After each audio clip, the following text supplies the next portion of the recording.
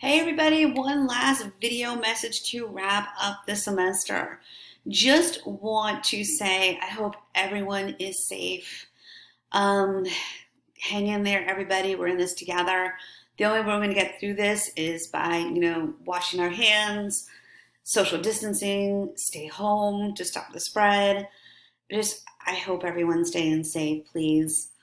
And you have your Unit 5 due dates. You had your determined knowledge due yesterday, which was March 20th. And Tuesday, you will have your Unit 5 in telepath due by 11:59 p.m. Central Standard Time. Also, keep in mind that the end of the semester is Thursday. So please, which is the 26th, please get everything in by then. I can no longer accept student work after Thursday. That's the last day of the semester. So you can do your revisions and practices and telepath to improve upon your grade, all of that.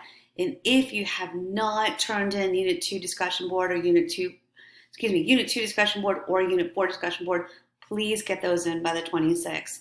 Let's get this in. You can do it. We got this. Okay? This is my last message to you. I wish you all nothing but the best. And I just wish you the best of luck in the future, achieving your degrees and all your career goals. Best to all of you. Stay safe.